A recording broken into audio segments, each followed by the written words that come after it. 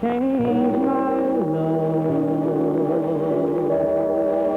the way that you do. This is the story of a lost neighborhood and of its people who did not want to go. I don't want no money. I want my home. The old man is old. See how the old man is old? No more. That's enough. I don't want to get out. I said to my two daughters, they don't want to get out too because they spend a lot of money. Plenty of money they spend in this place. Do not get mad to nobody. Never. Hi, welcome to the West End Video Newsletter. Tonight's show is about the St. Joseph's Church. Every year St. Joseph's Church has a Mass for deceased West Enders. And it used to be in October way back, and it's been at the last Sunday in September now for the last so many years. And most West Enders come, and we all show up once a year anyway and fill the church. And this year it's going to be a little different because they have to fix up the basement. And today, Please, Lower Parish Hall. Right, Lower Parish Hall. And I didn't mean basement. I remember Lower Parish Hall. Okay. Tom Simmons is here with me today, and he's going to explain to us a little bit about St. Joseph's and the Mass and whatever else. St. Joseph has a very rich history. I mean, most people would realize that. They were originally the 12th Street Congregational Church, right? And it was it 1865? 1862, the Catholic Church bought it. Mm-hmm. The same time they bought the church in the North End, St. Stephen's. Oh, that's right. Oh, that's right too. Yeah. And they made us a parish, November 2nd, 1862. So last year and you came over last year, and that was a great celebration. We had our 140th anniversary of the parish in the church. Mm-hmm. And but the church itself is a great story to it. It's an Alexander Parish church, and it's 1824. So we're coming up to our 200th anniversary almost for that building. Right. And Alexander Parish, after I found out who he was, I guess, next to Bullfinch, he was the greatest architect up here at that time. He was the same architect who worked with Bullfinch on the drawings for the Massachusetts General Hospital main building. Mm-hmm. And people might know him, especially people who go down the Faneuil Hall area. He designed Faneuil Hall. And the Faneuil Hall area, the market building, the big white stone building, right, and the two red buildings on both sides, those are all his. And that's why back in the second floor in the building, the market building, is called the Parish Room. And now there's a bar or restaurant there called the Alexander Parish Restaurant. And he did that. And the other churches he did in the area, I don't want to prolong it too much, but he did the church on Tremont Street, St. Paul's Cathedral. Oh, okay. That's his. Yeah, that's what is that? Not evangelist. It's Episcopal, isn't it? Yeah, Episcopal. Okay. Yeah. St. John's. Yeah. And also, and for those history people that like history buffs, if you go to Quincy Square and you go to the Church of the Presidents, that's his too, where both Adams and John Adams are buried. And if you take a look at the building, it's identical to our building. Only St. Joseph's Church, after the Catholic Church bought the building, they extended the sanctuary to put a Catholic sanctuary in. But if you go to that one, you'll see how our church used to look like. But anyway, we were told, and people say, that St. Joseph's Church was the gem of all the churches that Alexander Parish did. I'll tell you the truth. When we were kids, we used to go up like on high masses. They wouldn't they wouldn't allow us to go into to the bottom of the church. We would have to go up in the balconies, in which we'd stay up in the balconies, and we'd look down at on them. But I guess the last I heard, the balconies are unsafe and you can't use them. We can't use the balconies because there has to be a fire exit off. Oh. And the only way to put a fire exit off is to go to the end of the balcony and then take the stairs right down to the sanctuary, and you'd ruin the whole church. Yeah. Right. It's a beautiful church. Even the stained glass windows and everything are beautiful. And we were a bicentennial church for the bicentennial in '76. That's all the flags in the church. Right. The flags in the church represent all the people that came through the West End, immigrants that came through the West End. And some people don't realize that Cardinal O'Connor. Now they see the sign, the William O'Connor. Oh, right. But they don't really realize that O'Connor was the curate there. Yeah, he was the pastor, right? Yeah. He went in there. Right. And from what I understand, I've heard stories about him and Lamasny. I guess they had done business together, or at least maybe not done business together. They were in Lamasny, in case anybody doesn't know, was ward boss for, depending on which years you were which years you were talking about. It was either Ward 8, Ward 5, or Ward 3. We call it the West End, right? Ward 3. Well, West End, North End, and South End. South But End, they had you got it. changed. Right. They had changed the names of the ward so many times. But he was the ward boss, so you didn't get elected in his ward right. unless you were with him. And he was. I heard stories, but they were only like, I don't want to say myths, but they're they're like wisps. They're unsubstantiated. Yeah, right. That Cardinal O'Connor and LeMasney were worked together. Now that maybe Well, it's anecdotal. I think they had to. I would say I would if I had to say so. I believe that would probably be true because they were both very powerful men, and they both. O'Connell ended up as a cardinal, and he must have had some help somewhere. And LeMasney was. LeMasney never held elective office. He held appointed office, but he never held an elective office. Well, he had a hell of a lot of power. He's got a street named after him too. Well, we have a poster. Someone gave us a Xerox of a poster, right? They Xeroxed the poster. One gave us the poster, and it says, "Get Boss LeMasney." And people go, "Who's that?" I said, "That's LeMasney Way." That's true. That's true. I had a lot of fun down there at the convention. We were outside and watched a lot of people come by, and a lot of people came in. There were people from Detroit, Alaska, and all different places. They learned a little bit about eminent domain and learned a little bit about the West End. And it's funny because some guy from Detroit came in and he was talking about how that they took something like 8 blocks in Detroit for GM, and GM never built on it. And what a disaster! You're right, eminent domain. I get home Friday night, and on my email, I work with this group called the Institute for Justice, and they fight eminent domain all over the place. I get this email that says, "Good news! The Michigan State Supreme Court ruled that the taking in 1981 of the thing was illegal." was illegal. And it doesn't mean anything now because everything's gone. But what it says is that they had used this across the country. They had right. used this one particular 1981 judgment, to justify a lot of takings in a lot of other places. Right. So I'm thinking about emailing them and seeing if it has anything to do, if I can squeeze anything up in the West End. Yeah. Yeah. Our taking went to the Supreme Court a couple of times, as I recall. Yeah, well, it did. It was Joe Lee. Joe Lee fought it up that way. We, on the other hand, were in the street with the Molotov cocktails. I remember. little difference. That was your quote in Wall Street Journal. That was true, actually. That was true. It was funny because, I don't know. But I think you should explain to the people, because a lot of people don't know that I meet at our church, and they say, how come your church is so little, all these big buildings? Yeah. And I tell them, I said, well, our area in here used to be like Lower Beacon Hill. Oh, I said, we had, 30,000 people in especially there. McLean Street. McLean Street. McLean Street. I have believe it. pictures. I have pictures on the wall on the museum. That if you look and people go, Beacon Hill? I said, no, McLean Street. Right next to St. Joseph. That was the street in the West End. That was probably the best street of all in the West End. Oh, I don't want to say best, but it was, It was a good street. Overall. Chamber Street was the better. That's St. Joseph's Church was on that one. Yeah. Well, I have a picture of that with McCarthy standing in front of it. Do your people know that there's this book out on the West End, the picture book out? Oh, yeah, that's been out about 4 years About now, 4 or 5 years. Yeah. And some of the old people in the West End are, one of our parishioners in there saw himself as an altar boy in there in the picture. Yeah. Well, they used some of my pictures. They were Gans's pictures. Gans gave us 70 pictures of the old West End that he took just before they tore the West End down. Now, he said he was a heretic. He said he came in, he was all for this project. He said, I was there for 9 months and I realized that, he said, I went up to City Hall to become a heretic. I told him, you can't do this. Which It was is a done deal by then. I think we're getting a little bit off track. Well, Okay. back to our big mass. But let me talk to everybody about, I want to thank everybody for coming last year. Yeah. It was our 140th anniversary of the church, 1862 to 19. And it was great.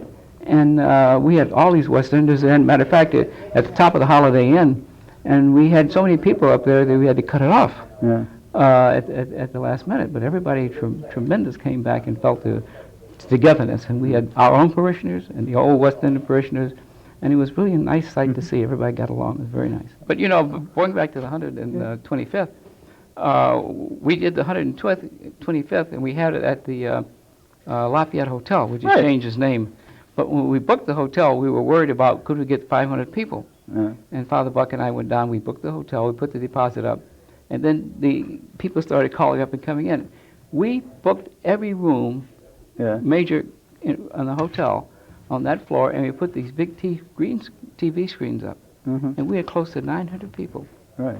And then we invited everybody back from the mass who couldn't, or at least come over to the reception and talk. Yeah, I remember Law gave. That was the first time. His first time at the church. Law came down and said the mass. Right. And if I remember, he was long-winded too. No comment. Yeah, that was a good time. Of course, we've lost a hell of a lot of people since that mass. I mean, 10 more years, you know, we're not going to have a lot of the deceased West Enders are going to be deceased. But you know what we're trying to do in the church is to keep the old West Enders there, keep the current parishioners there, and then expand out. Oh, you have to. And bring more people in. Yeah, you have to. And it's difficult because of the concrete buildings we have going up all the way around us. But we have a lot of outreach programs going now. And we're very proud of one statistics, that close to 20-25% of our parishioners are volunteers. And they even volunteer for the coffee hours we're going to have next year again after once a month and bring people out. But even to the flower beds around the church, they come out and fix the flower beds up and do all that, you know. We can be reached if you go to the Archdiocese of Boston and go to parishes and you scroll down to St. Joseph's West End and hit it and come right into us. So, okay, we've gone through September. How about you have the bazaar for as a fundraiser, and then we have it's Christmas time. At Christmas time we have another one for fundraising. Because what we have to do with our parish, because we are a pay-as-you-go parish. Now I have to brag about this to everybody, and it came up at one of the big reasons when they came and checked us out. We do not have a mortgage on the church. The church is free and clear. So every bill is paid at the end of every year. Okay. So we raise all the money that has to be raised. And those people have $1 million who are listening to the show. The Archdiocese published this big brochure at every parish. And I got it, I read it. And they said that we had $300,000 worth of repairs to be made over the next 15 years. And most of the $350,000 is the cost of 2 boilers, one for the church and one for the rectory. Otherwise, they said we were in very good shape. Just do the repairs on. Now, I think that's very good. I think the people of St. Joe's have been very tremendous, and the West Enders have been very tremendous in I donating remember to the Father church. Buck when we first started. Things were very thin in those days, but we had the first mass for the deceased West Enders, and I remember he got enough money that he could put in the handicap elevator, right? Yeah. All that comes in. Yeah. So it's been over the years we've been helpful, and very helpful. Most of us have been, we were happy to do it because that was like the centerpiece of our life at that time. And we, as Father Buck said, and we say again, our church is open to the old West End. It's open to everybody to come in. Right. If your children want to be married, they can have marriages, and we have funerals for the old West Enders. And we also have, we're just coming along now, people want to celebrate their 50th anniversary or their vows in the 35, 40, 45, 50. We have special masses for that. They can come in and have a celebration. And for this, which is, I think, is very, very, very good. It brings people back together again. And I especially like, and when my kids are here, they used to go out every year, but now my daughter's in Seattle and my son's down in New Jersey. He comes up for Christmas, so sometimes he's still here unless something happens. We go to Midnight Mass. Oh, yes. One of the few churches that is still celebrating Midnight Mass. Right, that's very true. And it's interesting. Every time we have the Midnight Mass when I'm there, I always wonder, how many people are going to come? Last year, I was wondering how many people are going to come. And we had a lot of people there, about 300 people, 400 people there at Midnight Mass. And people talk about the youth, but that was a youthful congregation. And it was very nice. They sang, they participated, and they were very happy. And I think that's very good that we can give that service to the downtown people. One thing I missed last year was Tommy Paulo, wasn't there? Oh, no, yes, yes. Every year I would, run into him and would Merry Christmas and so forth. But sometimes, one of these years I won't be there, I guess. Never, never, never. What we say is a good die young, we'll never die. That's right. I'll be around for a long time. Well, let me get back to this Mass on the 25th, 26th, Sunday the 26th. Don't confuse up people. With a capital K. The Mass is going to be at 11:30 as usual, Right. and the reception will be downstairs about 12:30 or 1 after the Mass downstairs. And there's one cost, which is a $10 cost. So that everybody realizes what's happening to us, we are redoing over the hall downstairs. And that is being donated by Davis and Company, who's fixing over that next door. And we have to comply with all the fire laws and stuff like that comes along. And one of the big things that we had to do, we had to get rid of the stoves and all the gas appliances down there to comply with all the new fire regulations. So therefore, the breakfast is going to have to be catered down there, which will be catered. And the caterers are very nice. They love us. They love the West End. They love you, especially you. They know all about you down there. Oh, do they? Oh, they do. I didn't know that. And they know about your museum down there. Oh, okay. And so the $10 will cover the cost of the eating, the Mass itself. And we ask people to respond to us when the letter goes out from Father Gabe Troy, our pastor, because we need to know the names of your deceased people and who've died. And we publish a book. And everybody gets a book. And we want to have that for you. And so we need the... Last year I was so busy, I forgot to send in the names. Oh, there you are. There you are. Usually I send in my family's names, and my wife, she came from a West End family too, and she puts in her names. But last year she goes, we're going to church. She says, we can send in. You got the names right. I think it's too late. We always have the people who forget or who complain their name isn't in the brochure, and I always say, if you sent the names in, they're there. That's right. Because one year at Father Buck, we went over that list ourselves, and we still had, and we asked people when they do it, please print. Oh, no. Please print, because we can't understand the writing, and we get the names mixed up. And if you come from a large family, let us know the other members of the family, because sometimes they put the names down. And one year we had Rose somebody about 6 times, So I can sympathize with you, because I get a lot of, for the newsletter, and I spend a lot of time sitting there, going, is that street or stretch? Right. And a lot of people, they get very upset. Well, they think the writing is legible. And in 90% of the cases... No, print, please print. Yeah. I'm told my daughter tells me my printing isn't even legible. But please print. Please you a print. doctor? Scribble. Yeah, and, one year they did a story on St. Joseph's. They came down and they took pictures of the stained glass windows. They were all going around. And they were, I don't remember exactly... I don't even know if they put them in the story or not, but the photographer was so enthralled to stained glass windows. He went around and shot every one of them. People come down and take pictures, they write stories, but I never see them. We had the statue of from Fatima, and Father Troy got the statue of Fatima over to our church when he toured Boston. Right. And a couple of photographers from major newspapers came down and took pictures all over the place. Yeah. But I never saw one of them. Well, they probably killed the story. Sometimes it happened. We had, at the convention, we had 2 Globe reporters and a woman taking all kinds of pictures, and nothing happened? Nothing happened. But that happened, sometimes when you think it's going to happen, it doesn't. And sometimes when you're sitting there and out of the blue, like the Wall Street Journal story. Oh, that was great. That was a great story. He came down, he called me up on the phone. He said, we think we may want to do a story about you. I said, he said, I'll call you back. He called me back and he said, we're going to do the story. I said, okay. And he came down, right? We're doing the show, right? And he came in that day, and he was in the booth watching us do the show. And we had Ted Donato with us here, the representative from Medford. He was running at that time, and he watched the show. We went over and had a drink in the bar. Right. and it worked And for out. people who don't know, that was one of the greatest stories on the West End I've ever seen. He was very objective, Yeah. and he told it from the people's side. And the Yeah. Wall Street Journal gave a tremendous lot of space to it. Yeah. Usually it's told from the developer's side, but this Right. one told it from the developer. Actually, he called me up and he apologized. He says, Jim, I'm sorry, but due to space constraints, I guess they got a lot of ads. We had to cut the story. That was a big story. That was a big story. That was a So I'd big like to see story. this whole story. I never heard so many people in Boston who read the Wall Street, and I know and meet. Yeah. Tom, do you know anything about this Wall Street? Is it true? Is it true? I said, oh yeah. I said they were very nice. They were very nice. I said, it was He worse stayed than with that. me for he followed me for a week.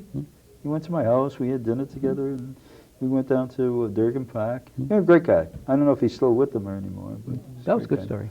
Yeah. You should frame it. Is it framed at I your have a museum? dot picture. I have a At your dot- museum. I'm giving you a plug for your museum. Is it Right. framed at your museum? Well, my picture is. I have the dot picture right. Okay. It's. How's your museum coming? Let's bring that Well, on. that's the whole thing is. It's a tough environment to raise money, and that's where really at this point is Raising money. Raising money is going to be a tough part. I'm not the one thing I do a lot of things pretty good. Okay, one thing I'm not good at is raising money. So what we're looking for is somebody that could get out there. Actually, we need somebody that can plug themselves into The grants and so the forth. power Yeah. structure in Boston. I mean, I've alienated a lot of those people, so it's pretty hard for me to Come back and with a smile. talk to them and say hi. Can you hand over a few bucks? No, but I think the West End is an integral part of Boston because what Sure. it does. I come from Chicago, Right. and I got in town back when all this was happening, and I was totally amazed how the powers that could be could do something like that to people. Oh yeah. And it was just bad. Matter of fact, it's classified now as the world's worst urban renewal project in the history of the United States. I think that we have the title. Well, in Yeah. the Globe, I have down in the museum, there's a magazine. This is the 12 defining moments in Boston. And number 10 is the destruction of the West End. Yeah. Yeah. Oh, we have pictures. Yeah. I should push the Globe on this. They did a picture on Boston, Yeah. and they showed the only building standing in the West End was Was the St. Joseph's Church. Everything yeah. else was totally Yeah, it was decimated. And and that's good. Well, the old West Church too. But the old West Church, That's on that was that's on Cambridge. historical. Well, West Church Historical. was not a church. It was a library. Mhm. And they made it. They gave it back to Mhm. whoever. And I don't remember. I heard a story, and this is anecdotal too, but I think it came from a good source, so it's probably true. The Old West Church, I think the Episcopalians ran it, and they were looking. They thought that blacks weren't getting too good an education, and they made that a library for black people. Then, like after about 4 years, they just made it a library for everybody. Now that may have It been could not be, true because the could be. Episcopalians they were very prominent up in the hill, and their drive was right to try to help black people, and so it may be true. I mean, I don't have it. I have no empirical evidence that it is, but I came from a fairly good source, so I tend to err on that side. Yeah. Because this was a big black population going up the hill Yeah. on Joy Street. Well, yeah. Well, the Afro Meeting House was a That's right, Smith Court. yeah, Right, and that's that there. became a synagogue. National Matter of fact, Frank Levine, who used to be the head of the Medford Library, told me that there was a North Russell synagogue. The synagogue, North Russell North Synagogue. Russell right. Synagogue Right. originally was a black. Not originally. I mean, there's a different building, but on that site was a black Baptist church originally, and that when the blacks moved out, They moved in. They built a synagogue. Because everybody thinks about one of the biggest black churches is the what they call the Charles Street AME Church, Right. which is in Roxbury. Yeah. But the Charles Street AME Church started Yeah, down Charles Street. Yeah, right. And then they moved out when the people moved out. Aren't they? Oh, what is it now? That's just a building now. They have Is that right? on Mount Vernon Street. It's not a church anymore. Oh, I used to deliver papers down there. By the way, I delivered papers all up through Beacon Hill, and when I was a kid, about 11 years old. Well, the first integrated church in my historical things was Tremont Temple, Okay. and they had blacks in the balcony. Yeah. And then people split from the church because of that. But that was the first integrated church in America. Yeah. Well, the West End was, and the West End, the North Slope, right, Mm. which was always considered the West End until they tore down the flat, was full of black middle-class merchants. That's right. Okay, a lot of people, I guess they just realized they think that in those days, blacks just worked on the levees, and but these were like barbers, merchants, they own property and clothing everything else. owners. Yeah. It's amazing that you get into the history. A lot of the things that you think, right, the conceptions that you have, right. You start getting into history that's not biased. You really find out that things were a whole lot different than the way they've been spoon-fed. And the West End, look at the number of churches we had over here.